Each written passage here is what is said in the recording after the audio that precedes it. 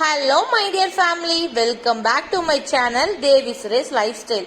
இன்னைக்கு நம்ம நல்ல காரசாரமான நாட்டுக்கோழி குழம்பு தாங்க செய்ய போகிறோம். சண்டே ஸ்பெஷல் எங்கள் வீட்டில் நாட்டுக்கோழி குழம்பு. பாருங்க, கறி ஒரு பீஸ் கூட உடஞ்சிருக்காது, அவ்வளோ டேஸ்டியாக செய்யலாம். தேவையான பொருள் பார்த்துக்கலாம்.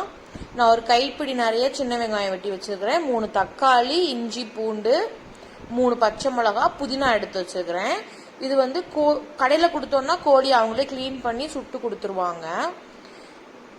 இப்போ தேவையான பொருள்லாம் பார்த்தாச்சு, எப்படி செய்யலான்னு பார்ப்போம் வாங்க. குக்கர் அடுப்பில் வச்சுட்டு நல்லெண்ணெய் தான் நான் ஊற்றுறேன். நல்லெண்ணெய் சேர்த்துட்டு அது கூட பெருஞ்சீரகம், சீரகம், பட்டை, லவங்கம், 2 ஏலக்காய் சேர்த்துருக்குறேன். இது கொஞ்சம் அப்படி எண்ணெயில் பொரியட்டும். இது கூட ஒரு கைப்பிடி நிறைய சின்ன வெங்காயம் சேர்த்துக்கிறேன். தண்ணியாக தான் இந்த குழம்பு வைக்க போகிறோம், அப்போ தான் டேஸ்ட்டாக இருக்கும். சின்ன வெங்காயம் சேர்த்துக்கிறேன். மிக்சி ஜாரில் அரைக்க வேண்டிய பொருள் பார்த்துக்கோங்க. சின்ன வெங்காயம் ஒரு கைப்பிடி நிறையா, 3 தக்காளி வெட்டி வச்சுருக்கோம் இல்லையா, அதையும் சேர்த்து பேஸ்ட் மாதிரி அரைச்சி வச்சுக்கலாம். நல்லாவே பேஸ்ட் பண்ணிடுங்க. அதுக்கடையிலே நான் வந்து அந்த வெங்காயத்தை கூட சிக்கனை போட்டுட்டேன். சிக்கன் கொஞ்சம் நல்லா வெந்ததுக்கு அப்புறம் நல்லா எண்ணெயிலேயே அதை வதக்கிக்கோங்க. அதுக்கப்புறம் மசாலா பொடி போடுங்க. நான் வீட்டில் அரைச்ச குழம்பு மசாலா தான் சேர்ப்பேன் எப்பயுமே எல்லா குழம்புக்கும். எங்கள் பாட்டி அரைச்சி கொடுத்தது செம்ம டேஸ்ட்டாக இருக்கும் குழம்பு வச்சா. நான் அடுத்து மசாலா பொடி அரைக்கும் போது கண்டிப்பாக அவங்க கூட ஷேர் பண்ணிக்கிறேன். எப்படியும் தீர்ந்து போச்சுன்னு ஒரு 2 வீக்ஸ் தான் வரும் மசாலா பொடி. இவ்வளோ கலர்ஃபுல்லாக இருக்கும் எங்கள் வீட்டு குழம்பு மசாலா. எந்த குழம்பு வச்சாலுமே அப்படி தான் இருக்கும். இப்போ அந்த மசாலா பொடி கொஞ்சம் எண்ணெயில் வதங்க விட்டு அரைச்சி வச்சுக்கிற பேஸ்ட்டை சேர்த்துக்கிறேன். பேஸ்ட்டை சேர்த்து நல்லா குக்கர் மூடுறதுக்கு முன்னாடி நல்லா அதை கை விட்டு கிண்டி, ஏன்னா நம்ம இப்படியே சாப்பிட்லாம், அந்த ஸ்டேஜ் தான் நான் செய்ய போகிறேன். திரும்ப நம்ம நாட்டுக்கோழி குழம்புக்கு தேங்காய் அரைச்சி ஊற்றணும் அப்படிலாம் எதுவுமே கிடையாது. இப்போ தண்ணி சேர்த்துக்கிட்டேன்.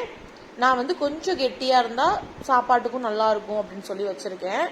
இதில் நீங்கள் வந்து தண்ணி இன்னும் கொஞ்சம் ஊற்றி, நம்ம வீட்டு மசாலா தான் அப்படின்றதுனால அப்படி சூப் மாதிரியும் குடிக்கலாம், சூப்பராக இருக்கும்.